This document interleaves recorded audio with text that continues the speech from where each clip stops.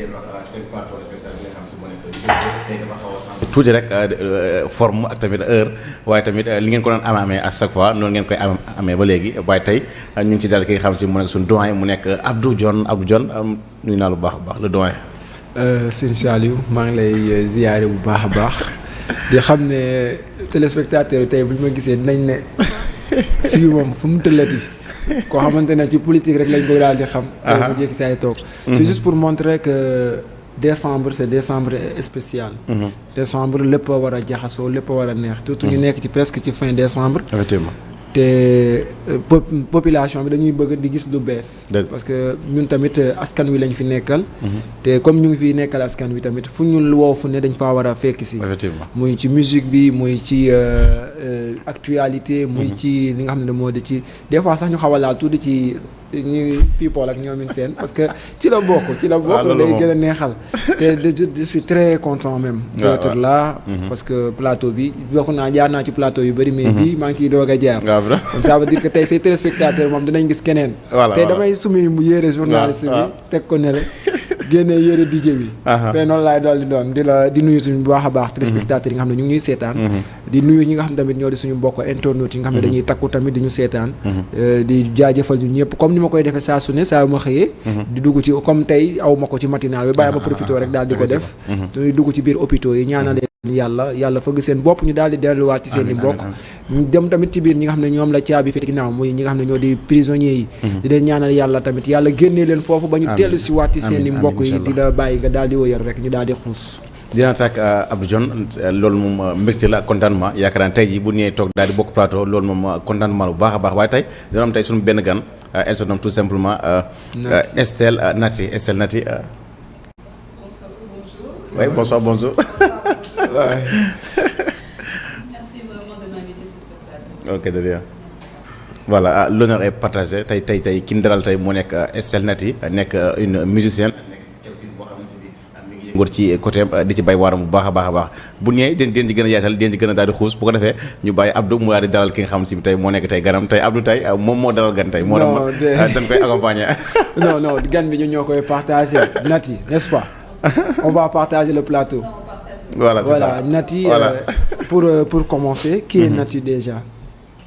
Alors Nati, c'est une artiste voix-guitare qui débute sa carrière. Et mon univers, c'est le zouk, compas, R&B. Vous allez découvrir. Donc tu fais tout en fait. En tout cas, j'essaie de toucher à toutes ces couleurs et peut-être un jour le ballad, mais pas maintenant. Je vais d'abord rester D'accord. Okay. Nati, tu nous viens du Congo. On voit qu'aussi au niveau du Congo, on voit qu'il y a beaucoup d'artistes qui sont là-bas. On peut citer comme Fally et consorts. Là, qu'est-ce qui t'a poussé? C'est eux qui t'ont motivé ou bien t'as envie de faire quelque chose? Bon, je pense que l'art te choisit et tu ne choisis pas forcément l'art. Donc la musique m'a choisi, la guitare m'a choisi.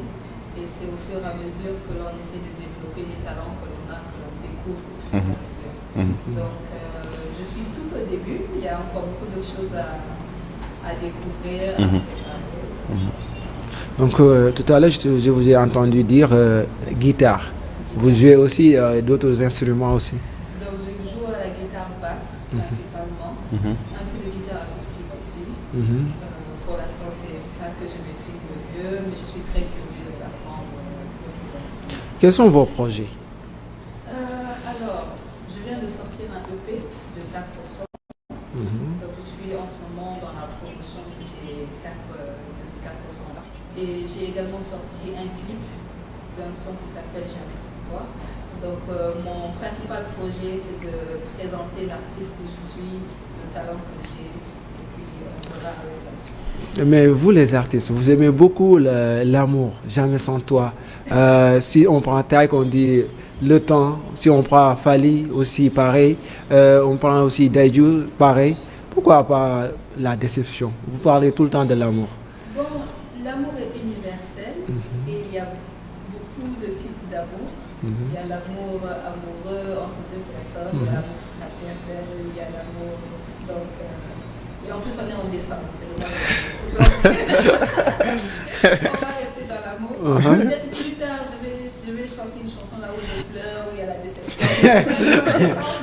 C'est l'amour quoi. C'est l'amour, la joie, la paix, le bonheur. Effectivement. Ok, on va parler un peu de ton avenir. Par rapport à Dakar, par exemple, on voit que la plupart les musiques qui sont mises en exerce, ce sont le Wolof et consorts. Et là, comment tu vas te faire pour te différencier en fait? C'est vrai que c'est pas évident parce que je chante principalement en français et un peu en anglais, mais je pense que la musique c'est un langage universel qui va au-delà de la langue. Je suis ouverte à tout featuring et collaboration avec des artistes sénégalais pour pouvoir apporter le Wolof. Dans mon EP, il y a une chanson qui s'appelle Merci, que j'ai essayé de chanter en Wolof. Merci, Jeff, mais c'est le seul mot. Mais pour avoir tout un couplet en Wolof, j'attends les featuring avec des artistes sénégalais. D'accord. Ok. Donc on peut t'attendre d'ici peu en Wolof. Inch'Allah. Donc, en parlant de ça, chaque artiste a ses idoles. Si on va commencer au niveau du Congo, avant de venir au Sénégal. Au Congo, c'est qui? Waouh, ok. Donc, au Congo, je vais commencer par le milieu gospel, parce que c'est là où je tire ma sauce. Il y a beaucoup de chanteurs talentueux au Congo, donc j'ai même l'embarras. C'est le sang, c'est le sang. Je vais juste prendre un comme ça, mais ça ne veut pas dire que c'est forcément le meilleur. C'est bon. C'est qui? C'est bon, continue. Donc je dirais Sandra Louis, qui chante très bien. Lui comme artiste. Et ensuite sénégalais. Ok, bien au Sénégal. Au Sénégal aussi, il y a beaucoup de très beaux artistes. Je vais choisir Viviane. Pourquoi la personne de Viviane? J'ai grandi avec sa musique. Ah, ok. J'ai grandi avec sa musique. Ça fait combien d'années ici? Plus de 15 ans, on va dire environ 15 ans. Donc j'ai grandi avec la musique de Viviane et je l'ai vue évoluer tout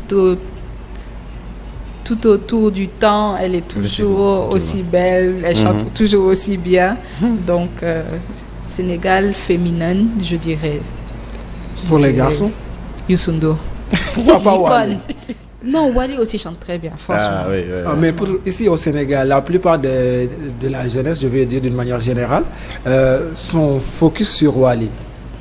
Ah, tous les goûts et les couleurs sont différentes. Mais voilà. Maintenant, j'écoute du Wally, mais si je devrais choisir, j'aime bien aussi Youssou N'Dour. Les deux. Donc tu rêves un jour de faire featuring avec Viviane et Wally. Waouh, si j'ai cette chance-là, c'est magnifique. C'est possible avec ta voix. Malgré tout, je vais laisser notre comment dire, le chef de plateau diriger. Alors, si vous avez des questions, vous avez des côté. Là, ñu daal di xool yan question da koy jox. Parce que moom it dafa nekk li nga xam ne muy comprendre wolof. Tu vas chanter. Je comprends très bien. puisque def nga 15 ans au Sénégal, daal di xuus tuuti ci wolof, daal di xaw a tuuti, daal di évoluer. Maintenant, je voudrais savoir un tout petit peu sur tes projets phares ici au Sénégal, puisque tu as vécu ici 15 ans. Quels sont tes projets que tu voudrais faire ici avec nos artistes? Ok, donc toute l'année 2024, je serai focus sur la promo de mon EP, donc qui s'appelle Jamais sans toi, avec les 4 titres. Pour moi, c'est l'opportunité également de me découvrir et de me développer en tant qu'artiste, parce que je chante et je joue à la guitare aussi. Donc c'est toute une expérience de développement scénique et vraiment comprendre comment ça fonctionne le milieu. Et on va dire que j'aimerais également faire des connexions avec des artistes locaux pour vraiment bien rentrer dans le milieu. Tout à fait. Est-ce que tu es en train de distribuer des afterwork sur des boîtes ou bien sur des restaurants? Je commence à peine. L'année dernière, j'ai pu jouer à Sali. J'ai eu à faire quelques live bands, mais c'est vraiment cette année 2024 que je vais me lancer sur la scène et que vous aurez des dates sur mes réseaux sociaux. Voilà. Tey jii ñu ngi dalal ki nga xam si mu nekk Estelle Naty. Elle provient de Congo. Tey jii ngis tey jii làkk Molière day dem tey dugg wolof mais moo ko laaj parce que Nati nag tu dois essayer de parler le wolof parce que ici la plupart le wolof prime surtout mais malgré tout on comprend parce que on est colonisé par les Français du coup on apprend aussi le français depuis à l'école élémentaire jusqu'à je pouvais dire toute notre cursus mais donc ça veut dire qu'on va parler. Tout à fait. Maintenant, ce que je voulais savoir, c'est à propos des problèmes liés avec, surtout quand tu es une femme, qui veut rentrer au niveau veut être artiste. Les problèmes qui sont à l'intérieur, c'est quel genre? Quels sont les problèmes réellement? Je pense que le problème principal, c'est l'accompagnement. Si je vais prendre mon cas parce que c'est le plus facile, il y a tellement de cas et tellement d'histoires, mais je vais prendre mon cas. Le plus difficile, c'est l'accompagnement parce que quand tu débutes, il n'y a pas beaucoup de personnes qui viennent automatiquement pour investir dans ta carrière. Ils préfèrent attendre que tu arrives à un certain niveau déjà avant de pouvoir te pousser. Donc ça fait que le premier cheminement du début jusqu'à ce que tu tombes sur une personne qui veuille bien t'accompagner, c'est sur tes propres efforts et tes propres connaissances. Donc tu essayes de produire tes premiers sons toi-même, tu essayes de faire la promotion toi-même, tu essayes de te développer toi-même et tu ne connais pas forcément tous les rouages de l'industrie. Donc tu peux bien ou mal faire et tu apprends au fur et à mesure. Donc on va dire que c'est ça qui est difficile. Ce serait plus facile d'avoir une personne qui peut te guider pour dire fais comme ceci, fais comme cela, évite telle erreur. Ça aurait été plus rapide. Mais malheureusement, quand tu ne l'as pas, tu es obligé de te battre, de le faire jusqu'à arriver à un certain niveau où tu peux maintenant rencontrer des personnes qui vont te pousser encore plus loin, quoi. À t'entendre parler, c'est juste que tu n'es pas bien, tu n'es pas entouré. Ou bien tu pars en solo seulement, il n'y a pas de manager, il n'y a pas de ainsi de suite. Moi, personnellement, je n'ai pas encore de manager. Je travaille sur fonds propres. J'ai un ami avec lequel on construit les beats et l'enregistrement. Il s'appelle Stéphane Pombou. On le connaît par Steady-K. Il travaille avec d'autres artistes de la place. Donc, lui, c'est un professionnel. Il me conseille, il me dirige, il me donne un peu des choses à faire. On va dire que c'est le premier soutien musical en termes de carrière que j'ai. Mais tout le reste, par exemple, promotion média, tu dois faire 1 à 1, chercher un numéro à la fois, appeler 1 à 1. Donc, c'est tout un travail et encore, il faut savoir le faire. Parce qu'il y a l'artiste peut avoir le talent, mais il ne sait pas forcément comment communiquer, comment se vendre.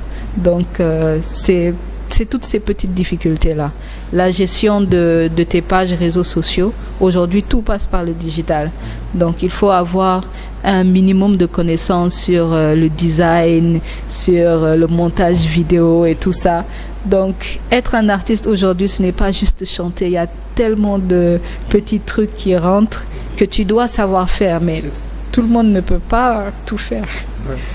En parlant de ça, on va partir au niveau du Congo du moins, et voir un peu, par exemple, comme au Sénégal, à chaque fois qu'un artiste va faire quelque chose, ses parents l'entourent. Et toi, pareil. J'ai eu la chance d'être dans une famille qui aime la musique. Donc, je n'ai jamais eu de blocage de ce côté-là. J'ai toujours eu un encouragement. On va dire, ouais. Parce que déjà, les Congolais, on les taxe de chanteurs, danseurs, c'est ça, hein? Maintenant, imagine actuellement. on voit une Congolaise en train de chanter. Ça surprend personne, je veux dire. Ok. Bon, c'est pas tous les Congolais qui chantent et qui dansent, mais c'est vrai qu'il y a beaucoup d'artistes talentueux qui viennent du Congo. Donc, on est fiers de cet héritage-là et on l'utilise chacun dans le tronçon que l'on a. Mais c'est vrai que c'est très important le soutien familial et même les amis qui sont autour. C'est les premiers qui te poussent et qui te font réaliser même le talent que tu as. C'est maintenant que je me lance en tant que carrière solo, mais j'ai commencé dans la musique, dans la chorale à l'église, Après, j'ai commencé à jouer à la guitare basse pour des artistes de la place. Donc, c'est tout ce petit cheminement, en fait, qui te fait réaliser le talent que tu as. Et à un moment, tu te dis, bon, je vais essayer de me lancer. C'est vraiment juste ça. Donc, l'apport des gens autour et le soutien compte de beaucoup. Compte énormément. Au Sénégal, quels son t'as marqué ici au Sénégal? Le son que, même si tu rentres au pays, si tu entends ce son-là, automatiquement ton esprit reviendra à Dakar. J'écoute beaucoup du Youssou N'Dour et j'écoute beaucoup du Viviane. Youssou N'Dour et Viviane, entre les deux, tu choisis une chanson. Ouais, pour nous. Ok. Au moins, on va voir ce que tu as réellement. Après, on va revenir vers ce que tu chantes bien. Ok. En lingala et en français. Moi, je vois bien Viviane. Viviane. Hein? Ok, vas-y. Ok. Donc, c'est le directeur qui parle. Maintenant, on voit Viviane. Je vais essayer une chanson, hein, mais juste un peu. Ok. Ok. Allons-y. Ok. Wow, wow, wow, wow, wow. Luwak mani wow, wow, wow, wow, wow.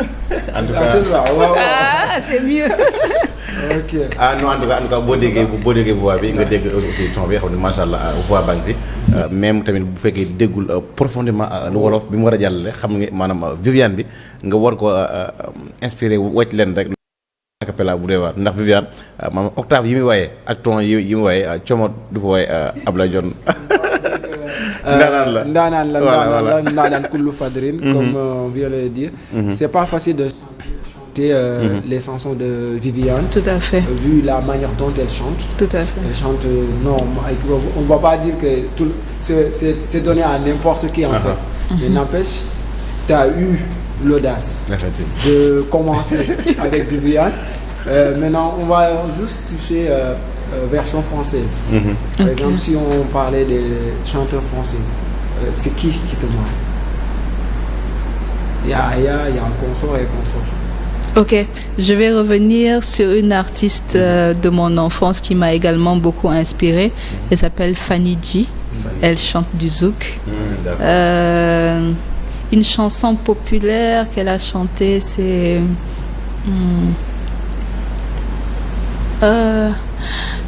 je me sens déçue, désemparée. Je n'ai rien vu venir, tu sais. Les mélomanes du zouk vont connaître.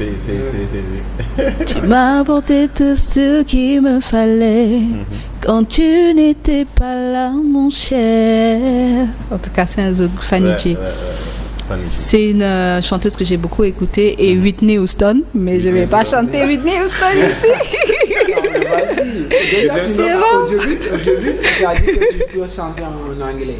Tout à fait. Ça veut dire que c'est actuellement qu'on doit découvrir la personne. Ça veut dire toi, ce qui sommeille en toi, en fait. L'artiste qui dort en toi. Parce qu'on ne doit pas se dire que je suis congolais, je dois seulement chanter en lingala. Tout à fait. Ou bien en français. On doit s'ouvrir. Maintenant, même les Sénégalais maintenant ont changé cette tendance-là. Parce qu'on voit Wally chanter en anglais, en français, et ainsi de suite. Même des fois, ils osent jusqu'à chanter même en lingala. Pourquoi pas? Tout à fait. Donc là, on est en train de découvrir l'artiste qui sommeille en toi. Donc c'est pourquoi on te booste pour que voilà, tu nous montres ce qui est en toi réellement. Merci. C'est Merci ça, beaucoup.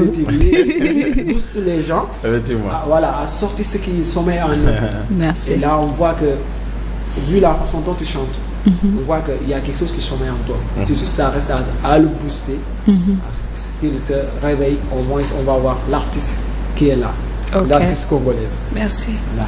Maintenant, chante-nous quelque chose de toi. De moi. Ouais. Ok.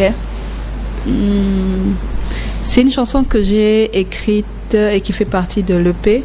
Ça s'appelle Je garde les yeux rivés sur toi. Ok. Donc. Les artistes.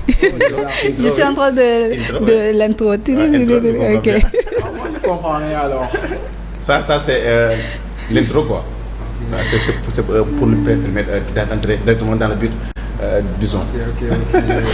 Soit ça par la guitare 16, ou bien solo, ou bien le clavis. C'est vrai, j'aurais dû amener ma guitare, mais bon, ouais, prochainement. Ça allait me soutenir un peu. Okay. D'accord. Mais ça marche. Allons-y donc. Ok, je garde les yeux rivés sur toi. Ok. Malgré les problèmes tout autour, je ne cesserai d'espérer en toi. Et même si tout mon monde s'écroule, j'ai confiance en toi car je sais que tu agiras un jour. Je garde les yeux rivés sur toi. Je garde les yeux rivés sur toi. Oh, oh, oh. Oh, nice. Nice. J'ai failli pleurer. J'ai les larmes aux yeux. En tout cas, c'est une belle soirée vraiment.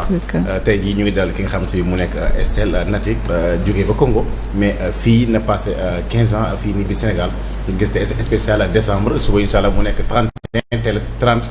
mu nekk première télé boo xam si moo ko dalal fii tamit aussi en tout cas. ça fait plaisir Abdou Dione def ko sa liggéey ba mat sa en tout cas dégg naa bu baax a baax. ci ni ñu partagé plateau bi waaye tamit ni ñu ko harmoniser nii ba mu neex diggante wolof français.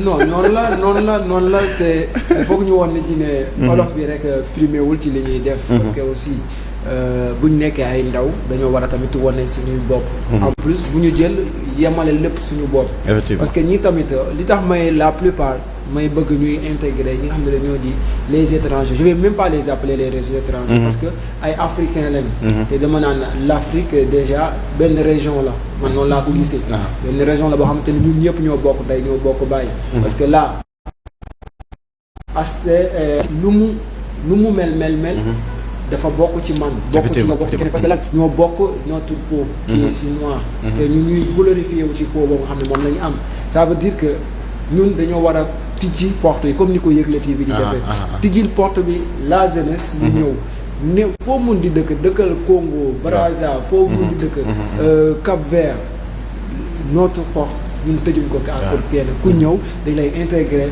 won la population ne leen buñ defuñ xaaj ak seen parce que tey plateau bi ku ko xam na ci français ci wolof lañ ko xamee mais teewul harmoniser nañ ko de telle sorte que ki ñëw day bokk te bu bokkee dina xam même si comprendre li ñuy wax en wolof mais pour mu communiquer en français c'est tout un problème mais n'empêche dañ ko ciy jàppale xuusal ak moom ànd ak moom pour jàppale ko ci li ñu mel loolu nag moo war a nekk doxe li ñu télé yi yëpp pour ñu daal di xam ne ñun kese nekkuñu Sénégal parce que le Sénégal maintenant da ngay xool am na ñoo xamante ne ay congolais lañ wala ay ñu ngi di ay libanais ainsi de suite am ay nationalité sénégalais yoo xam te ñu ngi fi te ñooñu tant que ñu ngi fi tamit dañ jàpp ne ci ñun lañ bokk effectivement te même boo amul nationalité sax fi nga bokk parce que man tant que yaa ngi am der bu ñuul may wax ak yow nga may tontu ça veut dire que ñoo bokk ndey ñoo bokk baay te man noonu laa jàppee Nati te Nati montré na ne vraiment Sénégal la bokk parce que ñu ngi déglu musique moom ñu ngi déglu musique suñuy icône mooy icône am par exemple ba mu témee ba tudd Youssou Ndour te Youssou Ndour nekkatul koo xam ne dañ koy naatable ci ci langum woy mi parce que moom wane na ci boppam wane na ko bu baax a baax te loolu moom dañ naan duñ ne mënoon na wax ne Fally mooy idolam wala mu wax ne Dayju mooy idolam wala mu wax Maître Gims wala mu wax Koffi Olomide ñoom ñëpp ñu nga fa te man maa ngi damay déglu ñooñu ñëpp te terewul moom mu ngi ñëw bokk ak ñun loolu yëpp donc ça veut dire que dërëm bi génnul gaal te suñu artistes ñu ngi béy seen waar bu baax vraiment sincèrement waaw loolu moom neex na suñu artistes ñu ngi béy seen waar bu baax niveau international bu baax maam tamit di yóbbu tamit drapeau bi fenn moom tey bu jógee tey bu Congo ñëw tamit nekk tamit biir di diwaan Sénégal di fi évoluer son musique ou bien sa musique gars yi ñëw di ko bëgg di ko adorer di ko enjoy te aussi le fait ngay dem ci benn ay resto di faisait ay after boo xoolee ñu fa toog di consommer aussi li ngay def c'est une musique douce acoustique ngay def après ñu ngay teg lu gën a simple classique gars yi di cons et aussi loolu day nekk loo xam ni dañ koy bëgg te Sénégalais aussi daa bëgg lu neex Sénégalais yow dañoo bëgg lu neex de nous avons ce qui est doux sincère parce que pour ngay déglu yenn musique yi y a des endroits yoo xamante ne boo fa duggee t'as pas besoin qu'on te met du mbalax voilà qu'on met du mbalax et qu'on sort mais t'as besoin juste de quelque chose qui t'apaise parce que on peut pas manger dans le bruit là en fait sincèrement booy lekk da ngay lekk ci apaisé wu lekk parce que lan da nga toog toute la journée t'étais au bureau ainsi de suite léegi bëgg nga nag wàccee stress bi ne ci yow. te la voix de Nati Estelle mën na nekk voix bu lay apaiser. voix boo xamante parce que moom la façon dont elle chante. nekkul bruyant. non day yuuxu day ainsi de suite. n'importe qui peut l'écouter. parce que c'est audible. Voilà, lu neex a dégg la. Mais quand c'est audible, c'est bon à l'entendre en fait. Ah oui, mais quand il y a beaucoup de bruit, qu'on le voit souvent, mais aussi on n'écoute pas. Mais il y a des moments et des endroits où on a besoin de ce genre de woy yi nga xam ne mu ngi koy woy. Donc ça veut dire que moom day ñëw bokk ci Sénégal. C'est juste que moom it elle n'a pas fermé ses portes. Elle a dit que elle veut s'ouvrir au Sénégal. Tout à fait. S'ouvrir aux Sénégalais.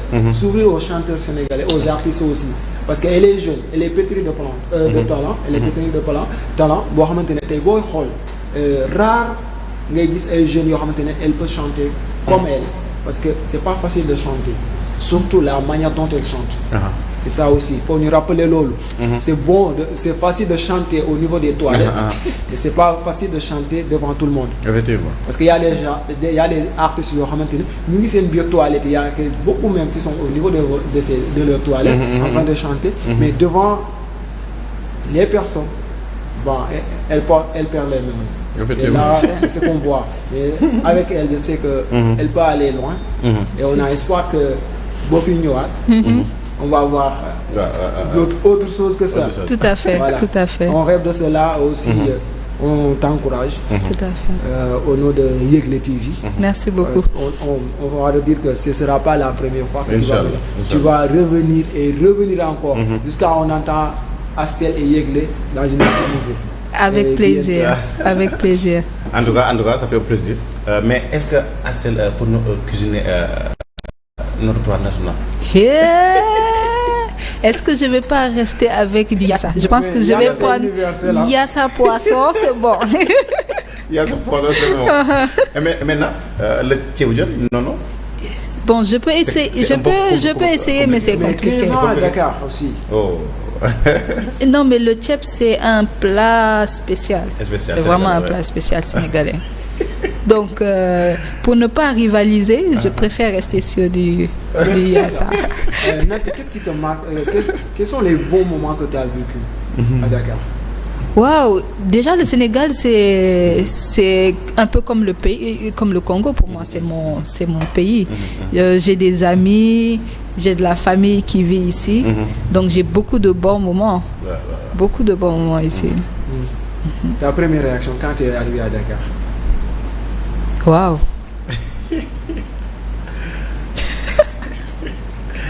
C'est parce qu'elle a beaucoup de souvenirs. J'ai beaucoup de souvenirs, donc je suis en train de classer dans ma tête. Bon, ok, les bons côtés de Dakar, vous avez une très belle plage, la Corniche.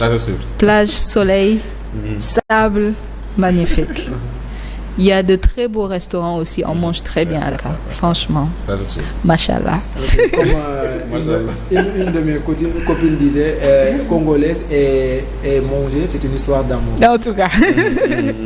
Et le peuple sénégalais est accueillant. C'est pas pour rien qu'il y a la Teranga, on appelle le pays de la Teranga. Tu rencontres une personne tout de suite, il fait partie de ta famille et c'est des liens qui durent pour toujours. Donc je sais que c'est une qualité qui est africaine, mais la Teranga est sénégalaise. Ouais, ça c'est sûr. Ça c'est merci. On va pas se glorifier, mais c'est nous, hein, c'est l'Afrique. Je ne vais pas dire le Sénégal, c'est l'Afrique. Parce qu'on commence aussi à implanter cela partout. Tout à fait. Parce que c'est au Sénégal que tu viens, on te dit à midi, on te dit ne pars pas, attends. Pour venir manger. Tout à fait. En tout cas, cet esprit de communauté-là, elle est très forte au Sénégal. Et c'est magnifique. Alhamdoulilah, alors. On a marqué notre espace. Après, est-ce qu'on va rappeler aussi que vous êtes champion d'Afrique? Ah oui, ça ouais. On est fort là. Ça c'est vrai aussi, on sera aussi champion d'Afrique. Une deuxième fois. Deux étoiles. À Côte d'Ivoire. Mais n'empêche aussi, les matchs di ngeen ko vivre tamit ñu ne dina leen defal ay plateau yu grave. Surtout loolu. dañuy génn man mii sax damay ñëw. dañuy ñëw génn fan zone. daal leen jégtal kan bi ni muy demee. non yëgle yéen leen mën a neex. suñu mënta dem te di wax mu ne sunu mënut a dem Côte d'Ivoire.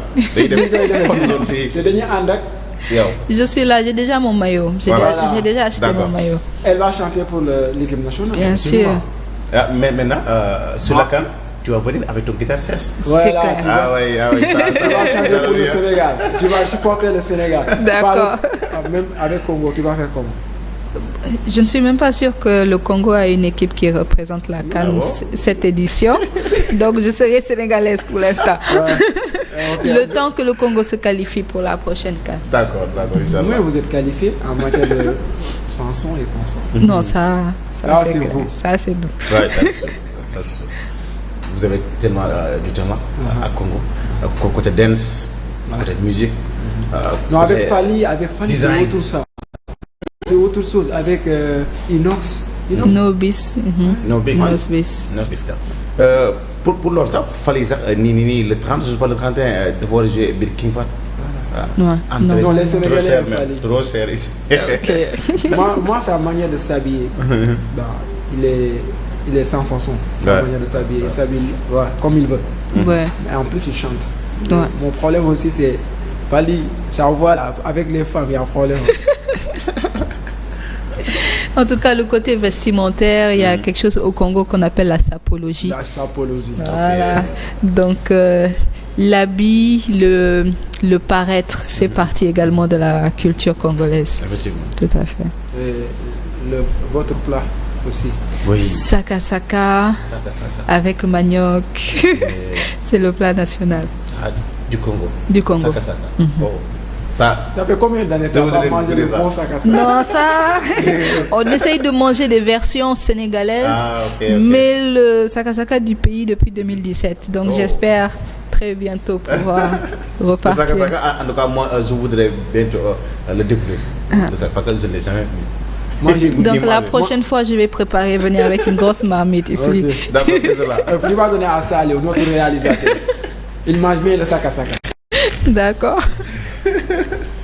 Saliou en tout cas dégg nga Assane nee na bu ñëw dinañu andi incha allah saka saka bu ko defee incha allah ñu mun koo déguster fii nii ensemble avec toute l'équipe Yegle TV waaye tamit mbégte mi day gën a wëy à chaque fois nii la quoi suñu plateau dafay gën daal koy gën di ko élargir di ko gën a maanaam mu yaatu ci bépp côté na ci bépp domaine képp koo xam si yow artiste nga jeune talent wala fu mu doon boo déggee fii gars yi voilà dalal la yaatal la ngay wax say projet phare nga toog étaler et tout lii mooy Yegle TV Abdou. comme ni nga ko waxee rek bu ñu dematee ba heure yi toll rek ku ci nekk ñun maanaam je vais dire boo xoolee suñu hiérarchie télé bi. tu vois doo gis que ay jeunes. kon ça veut dire que ñun ñoo mën a xam li jeunes yi di dund. dëgg ñun ñoo mën a xam nan la jeunes yi nan lañ mën a intégrer ci di ñu bokk ñun ñëpp. parce que musique dafa nekk loo xam te ne day boole. parce que ñu football di boole musique noonu lay boolee. booy xool parce que tey jeunesse bi lu ñu communiquer. am na benn communication bu leen di lié. c'est la musique. tout à fait tey par exemple bu ma déggul wolof. kii déggul wolof yow déggoo wolof. terewul bu benn woykat woyee ñun ñëpp ñooy bokkandoo même.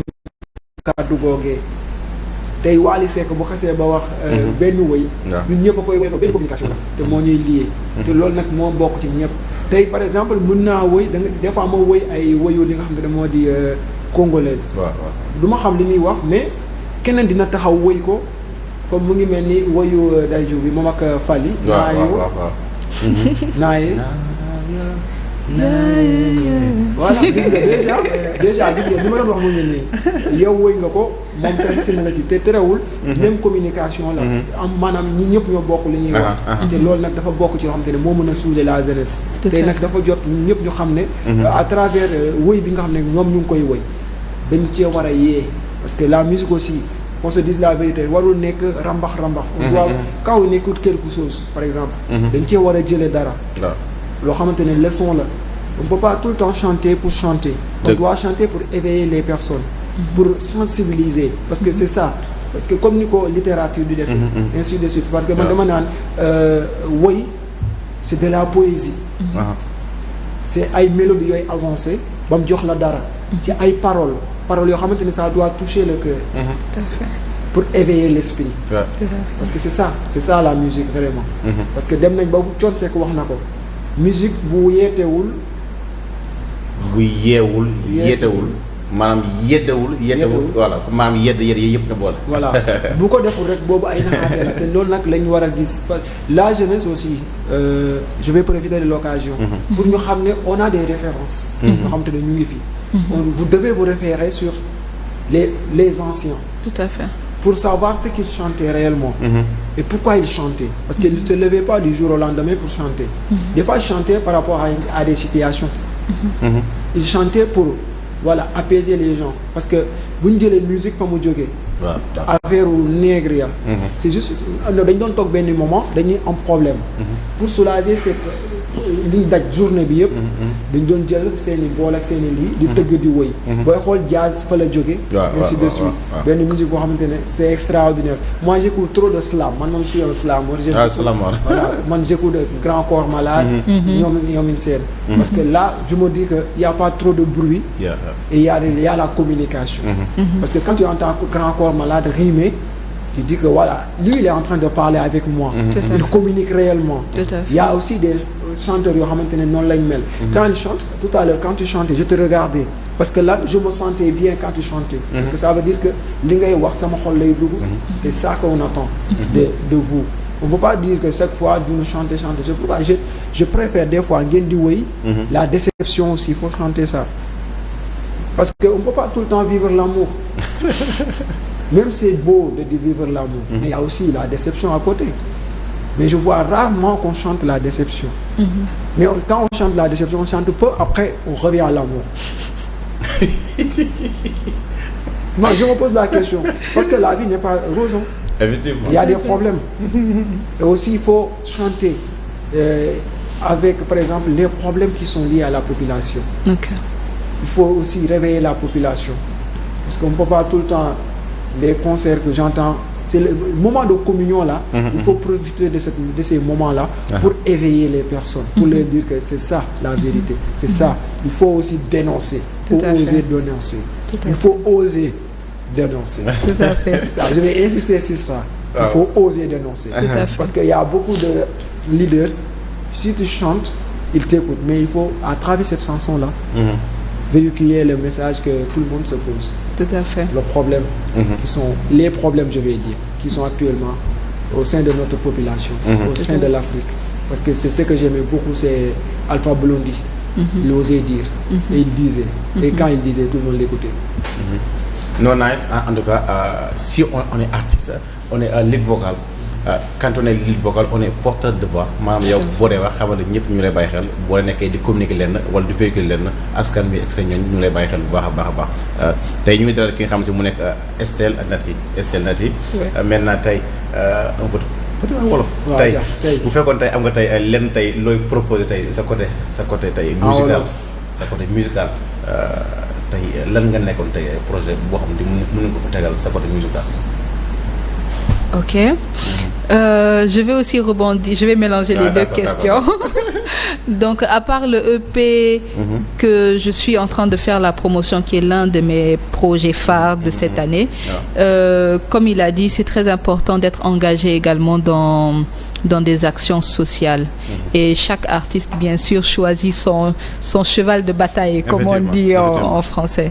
Donc, moi, la cause qui me touche souvent, c'est tout ce qui tourne autour de la femme, parce que je suis une femme, et l'enfant. Donc, j'ai un son que j'ai sorti qui s'appelle Brisons le silence, qui parle de tout ce qui est violence faite aux femmes.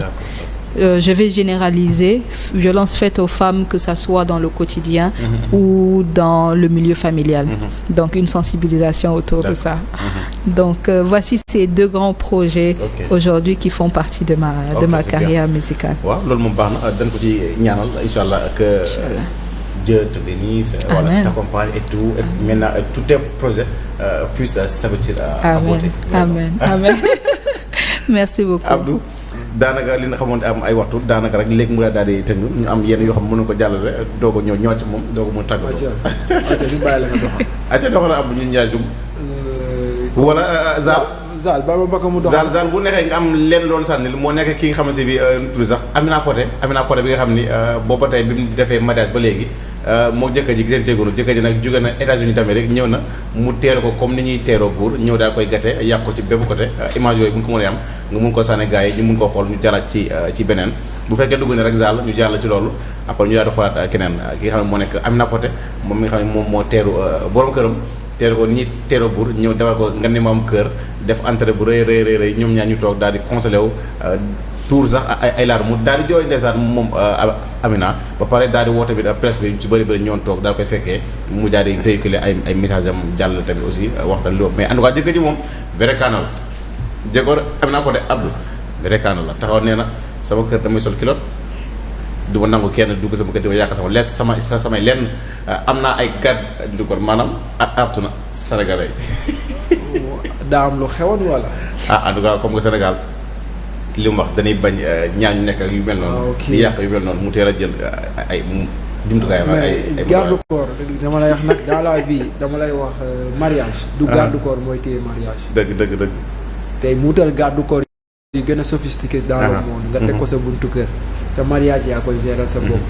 te man dama naan mariage réseaux sociaux yi dañ war a bàyyi. c'est ça man aussi mon problème. parce que munoo chaque fois sa vie chaque fois nga koy étaler. à chaque fois am na loo xamante ne yow yaa ko moomal sa bopp. dencal ko sa bopp. jëli sa jëkkër mooy aéroport man je vais parler je vais analyser comme journaliste. parce que je fais ce que je dois faire. man pour man c'est pas quelque chose de grandiose. parce que chaque jour boo taxaw foofu gis ku jëlee jëkkëram. dëgg tey am na ñoo xam ne seen jëkkër dañuy def ay at fële nga xam ne moo da ca tugal. bu ñu ñibbisee doo dégg yëngu doo dégg dara. c'est moment boobu nag yow yàgg sa jabar ko moom. kon maanaam bul fexe leneen parce que instant yi nga bindee ne sama jabar li yegg laat am na ku lay commenter ci suuf di la wax li lay wax. waaw fi Sénégal am ku xam dara ci sa jabar. denc ko toog di xaar. di xaar yow nga wax ba mu tegu ca. loolu nag c'est à éviter man dans les mariages réseaux sociaux yi. nañ ko bàyyi la vie intime. sa vie intime téel ko sa bopp faut garder. le reste li mënta ñàkk nga génnee ko.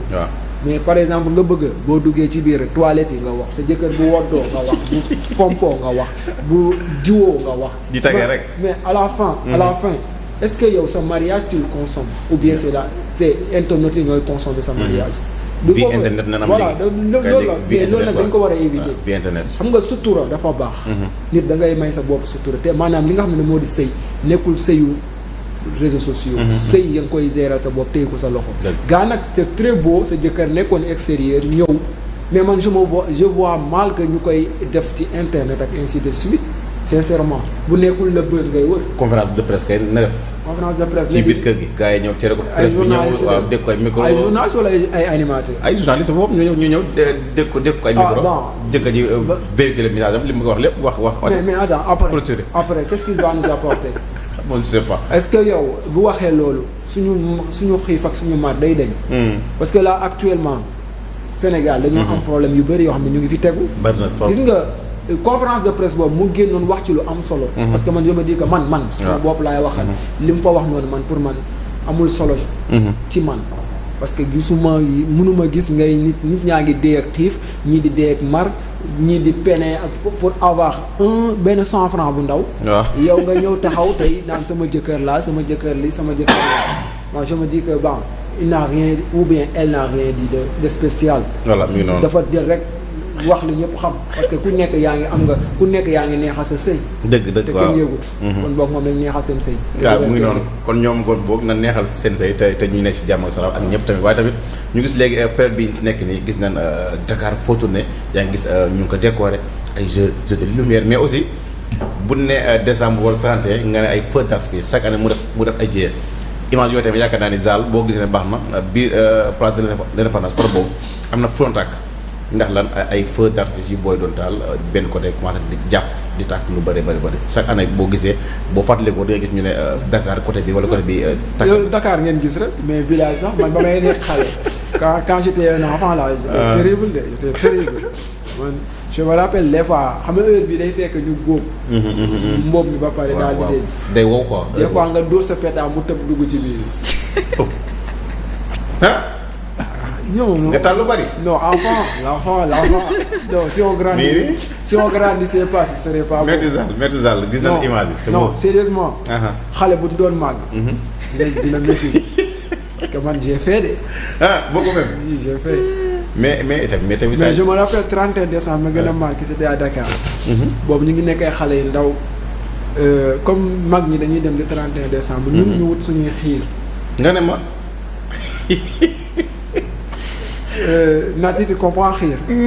Non, c'est tu vois les chevaux là. Chicotte, Oui. chicotte. Quand les chicottes là. Oui. C'est ce qu'on avait cherché nous. Non.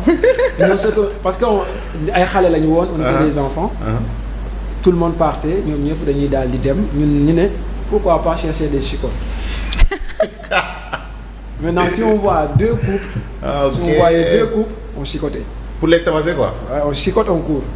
Ça. Alors waa Thiaro yoo xam ne lu baax li may wax yow man la woon Billy ak Boy Sarr on était deux trois. Mais suñu guddi ko da doon neex de. Dégg heureusement. Surtout jigéen ñi ñoo doon gën a sonn. les filles qui portaient les jupes là. Ah ok waaw non loolu mu day garaaw. Non maa ngi jégalu loolu day garaaw. Mais Nati, est-ce que tu aimes bien les feux d'artifice? Les feux d'artifice, oui, c'est très beau. Bon, ça fait partie de la fête de Noël et tout ça, le 31. C'est le moment où on égaye et la musique, les feux d'artifice, c'est très beau, franchement. Et les lumières, c'est très beau. C'est cool. Mais il y a J'aime les beaucoup. dangers aussi. Oui, il faut savoir comment l'utiliser parce que c'est des feux d'artifice. Ouais, Donc, mais souvent aussi il faut que ñu def ay messages. véhiculer ko quoi, véhiculer ko même, pour la jeunesse parce que des fois tu vois des personnes allumer et tenir ça. oui, ça. tout à fait. C'est pas très sûr, dangereux. parce que des fois nga gis ay accidents yoo xam te ne loxo yi la. parce que feu d'artifice dafa bëri par niveau.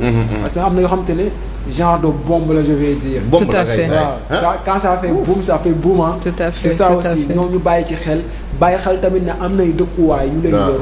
ça aussi faut bien ñu xoolaat loolu parce que lépp tamit nañ ko def ci njëkk ak teraanga ak Tout à ci fait. yow. te bañ a ameel sa dëkkandoo aussi ak. waaw ñun moom temps yi Wakaam moom ñu ngi bëgg les jeunes de Wakaam là tëf jusqu'à 0 heure tëf. ah gis non maanaam duñ def luñ deful ñun man ñu naa la tey buñ toogoon ci plateau bi di wax. may wax sama toj ci 31 non du baax même juma sax sànni nañ te pe. nga ne man ki takkuloo kër paa bi paa ibaar yu compliqué yoo noonu. yàlla na nenu bal lan mais ku compliqué moom rek a dëkk mais suñu kër yi takkaloo quoi mais bu ñu génnee xool kër gi xool gisuma kenn damay kos rek sànni. non man dañ ko doon def ñun dañ ko doon def fii Sacré-Cœur. waaw Ablaye Fofana. waaw maa ngi jégalu Ablaye Fofana maa ngi jégalu.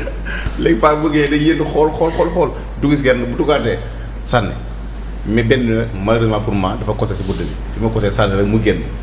fekk paa bi sol benn fuseau di ma dàq ci guddi gi mais xam nga ma. mais xale.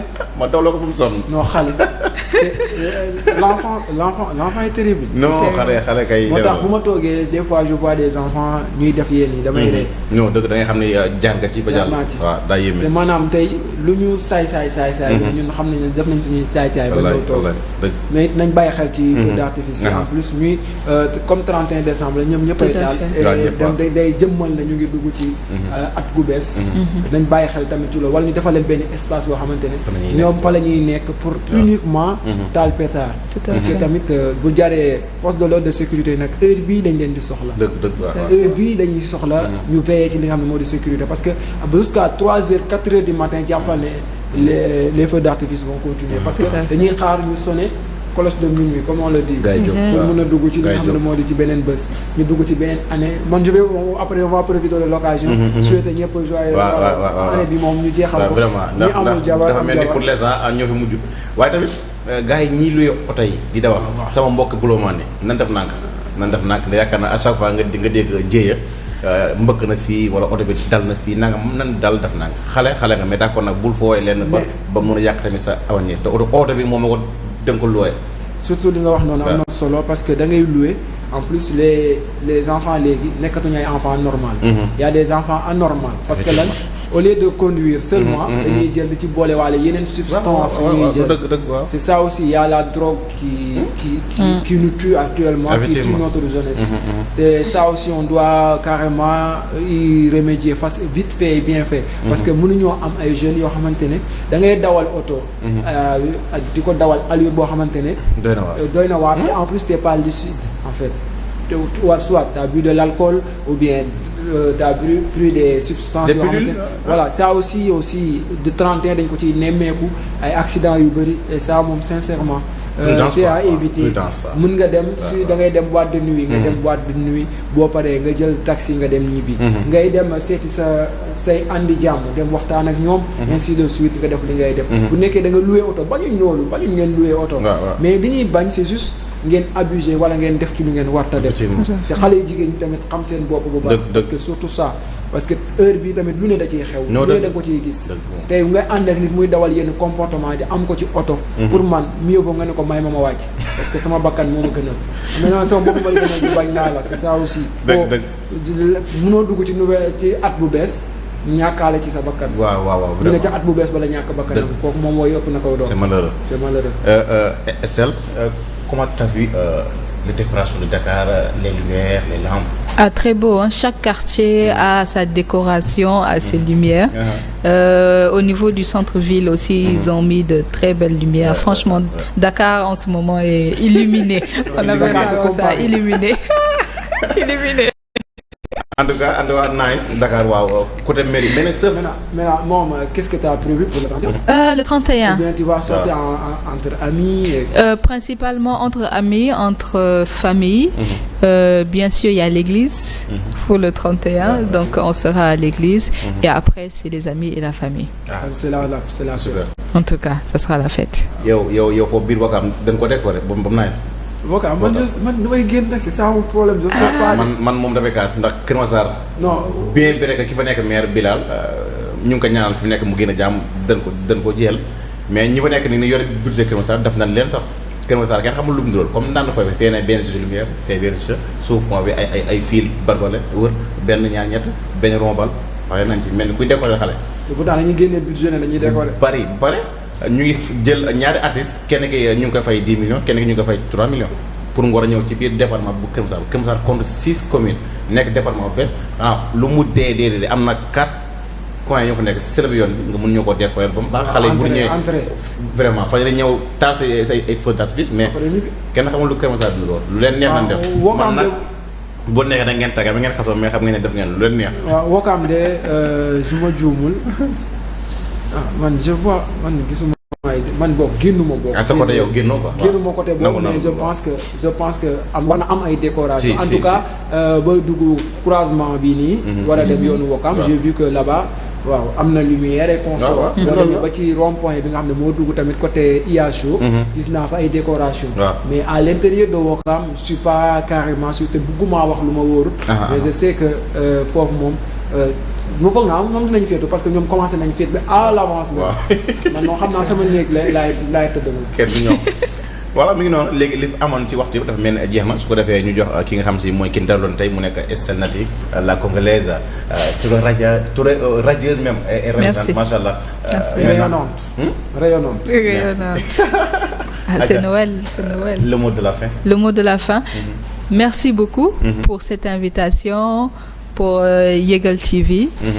Merci également à vous qui êtes sur le plateau et qui m'avez reçu. C'est vraiment un plaisir. Donc, pour ceux qui vont me suivre, ils peuvent me retrouver sur mes réseaux sociaux.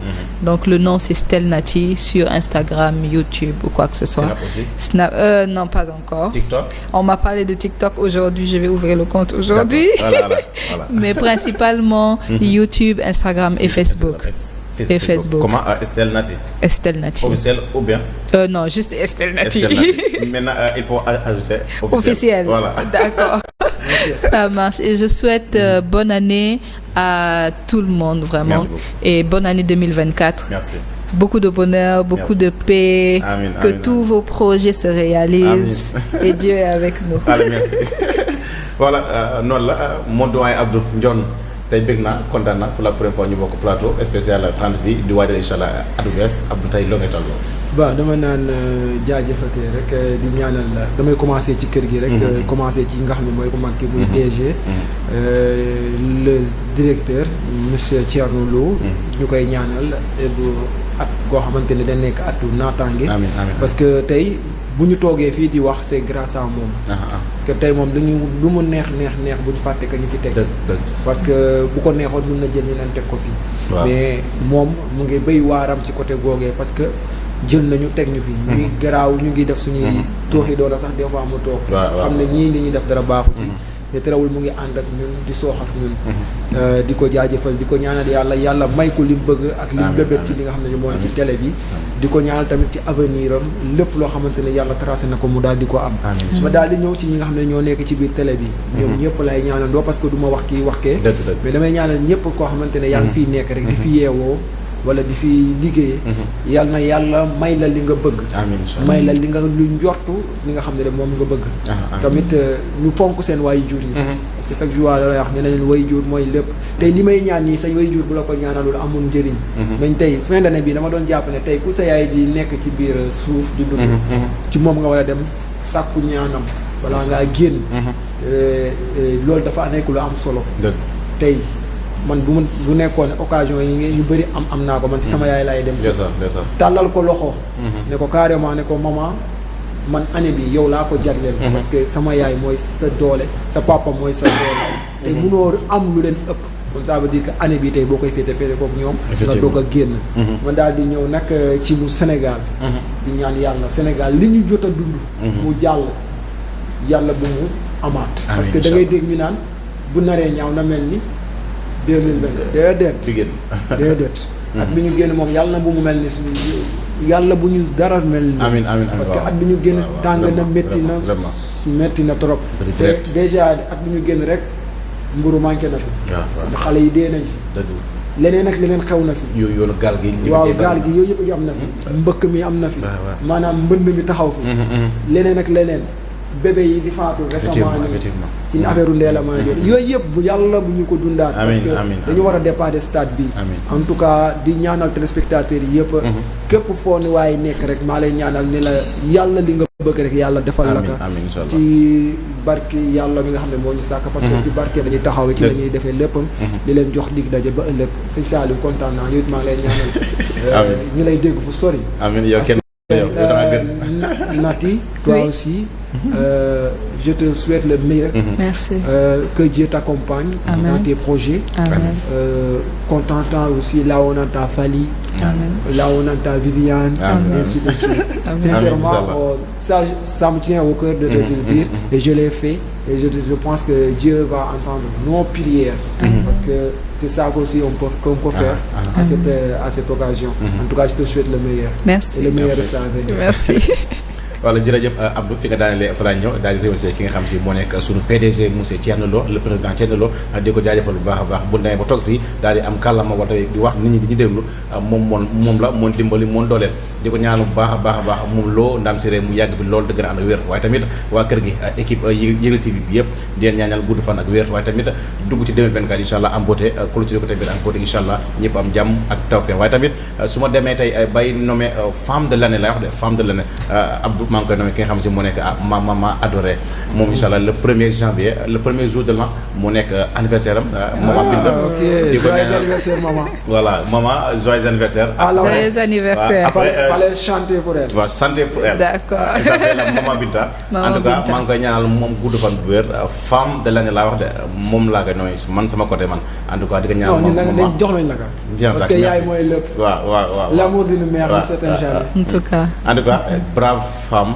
mën a muñ dimbalay doomam yaatal bëgg mën a joxe ñam waaye mën a tamit jël alam di ko joxe bu baax a baax di ko ñaan yaay booy dundal bu baax a baax guddal fan bu baax a baax lenn rek na ni joo ci yow sa yaay ja gi nga teel a ñàkk moo di membre bi di ko ñaan fi mu nekk yaa ko gënal bu baax a baax fi mu jógee waaye tamit di souhaiter un happy birthday mu nekk Momo alias Awadi mu nekk bijoutier moo tamit le 31 décembre mooy anniversaire mu nekk Momo waaye tamit Alimatu Diouf chéri Omar Ndiaye ca Jaxaay moom tamit anniversaire am tey la di ko souhaiter un happy birthday waaye tamit kenn ki nga xam ne bi c'est mon fils à maman mu nekk Momo Mbaye Momo alias Momo Mbaye kooku c'est mon fils à maman tamit 31 mooy anniversaire am di ko souhaiter un happy birthday Talzo the best kooku moom falaa yam kooku moom on se connaît yow dundal bu baax a baax yow boo la dara déranger allez Estelle tu chantes quoi pour maman? Joyeux anniversaire, joyeux anniversaire, joyeux anniversaire, maman Bineta. Joyeux anniversaire, gâteau bi am na chocolat. Je vais m'arrêter là. Joyeux anniversaire. Merci beaucoup, merci. Allez, Zal, une clôture en beauté. Allez, merci. Allez, bonne soirée et bonne fête de 31. Allez, merci bonne fête. beaucoup. Allez, merci beaucoup. Peace and love. And harmony. Alhamdulillah. Acha guys, Mali.